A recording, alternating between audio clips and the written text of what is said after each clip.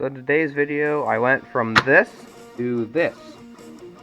Don't that look legit? Super clean and shiny and brand new looking. Hello folks, welcome to the channel. Today I'm going to be restoring this old 027 Turnout. Now this was built by the Marx toy company. I do not know the exact year, but I'm guessing it was 50s or 60s. And as you can see, it is pretty rough. The rails are all rusty, which makes it where it doesn't conduct electricity very well. The motor does work, so I won't be rebuilding that, which is good because I don't know how.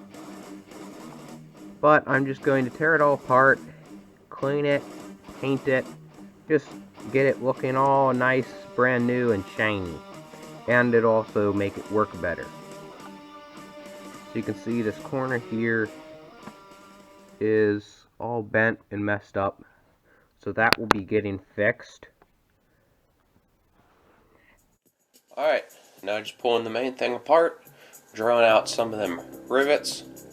The whole thing is, there's a top layer and a bottom layer, so it just comes out apart in two main pieces.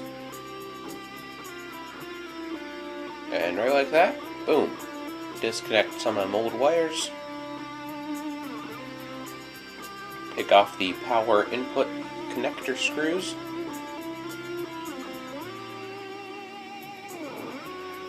And their associated bolts and wires. Now twist the tabs on the bottom, which should pull the motor right out. Super slick. Now just pry off old track, screwdriver, and needle nose pliers I found works best. Make sure you save those insulators, they're very important.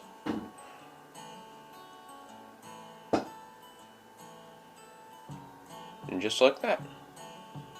Take off the motor to rail connector thing.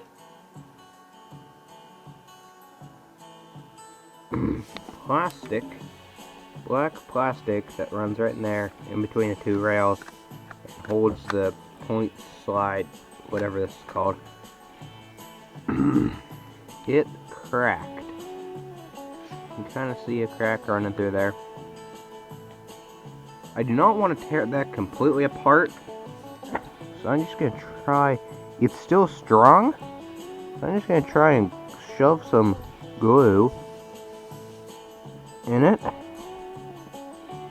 and hopefully that'll be strong enough to hold it. Alright, now clean up the track. Starting out with a wire wheel on an electric drill, and just folks, be careful, don't use something super high powered like a Dremel tool or a bench grinder, because it can chew right through the rails. And now starting out with a Scotch-Brite pad and some degreaser, and then eventually going to finish off with some rubbing compound. Spray it down with degreaser. This is awesome cleaner. It really is pretty awesome too.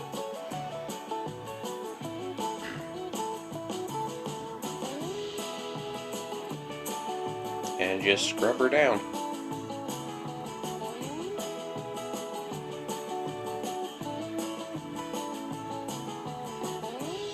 Rails are already getting a lot shinier. Now this one was dented a little bit, so I'm just smoothing that out.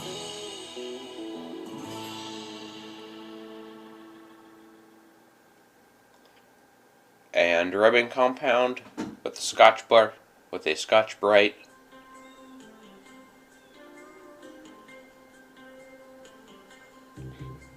And then polish it off with a microfiber cloth.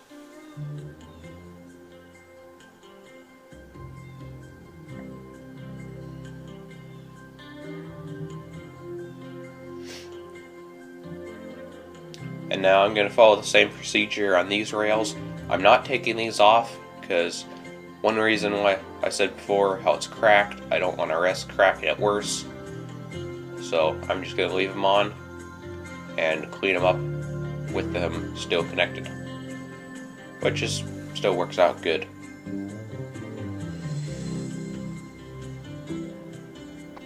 Okay, now I have all of the rails and this slide connector rail joiny thing all cleaned up and looking much better. Alright, now time to hammer out some of those dents and wire wheel the power input bolts, and then clean off the nuts.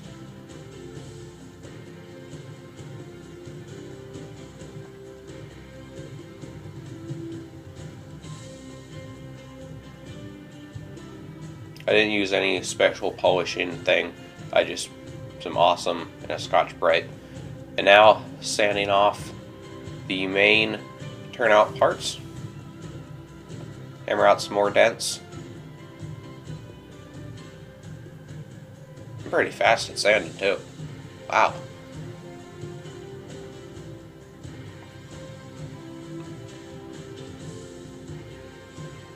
And then masking off those rails that are still connected and getting ready for final paint.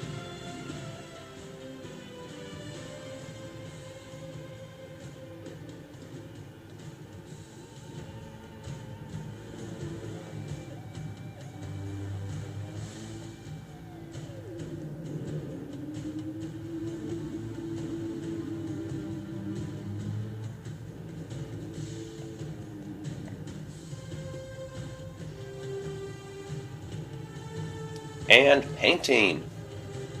It goes just Rust-Oleum 2 times coverage, gloss black. Spray everything down. That should look pretty minty. Alright, paint is dry. Let's start putting rails back on. Man, it already looks a lot better.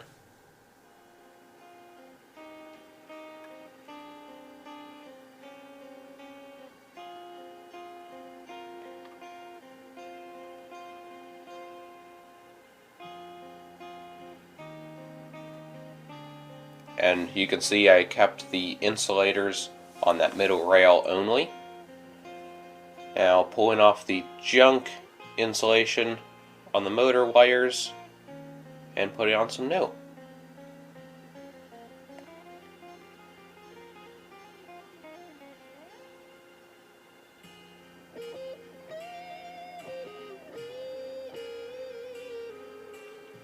Soldering on new washers.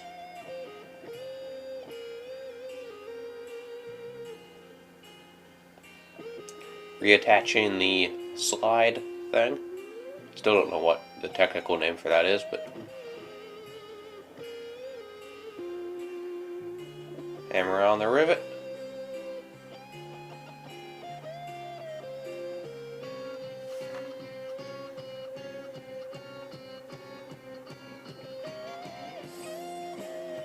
And attach the motor. It actually went pretty smooth. There's not a whole lot of things that really have to hold that on and line up right. So, it's actually pretty easy.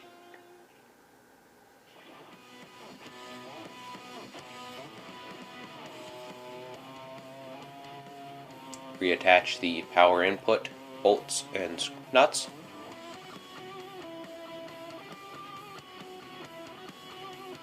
Put the positive to the negative, negative to the positive, and make a new wire.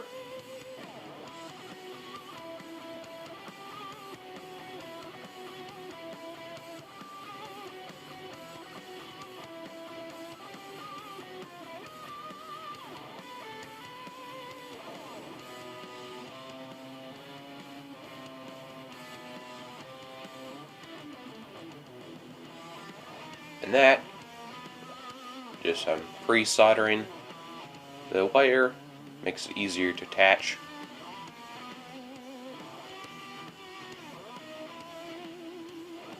And that connects all of the all of the center rails in the beginning and both other ends. Just to make sure those have power. Because the frog will not carry any electricity, so it needs a wire. It's not a powered frog like the fancy HO stuff.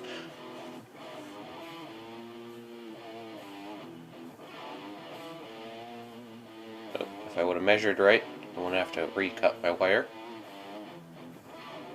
Good job, buddy. Measure twice, don't cut more than once. And put some rivets in there.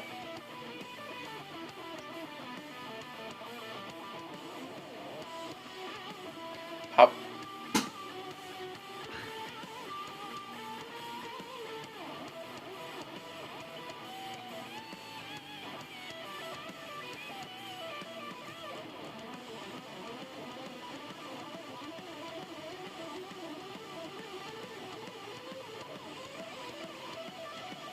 Where you drill holes, just get them cleaned up so it fits better.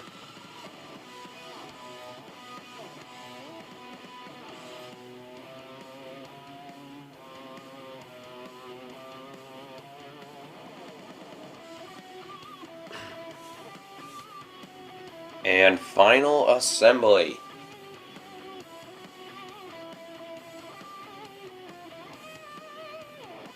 Just 2 rivets that hold this whole thing together.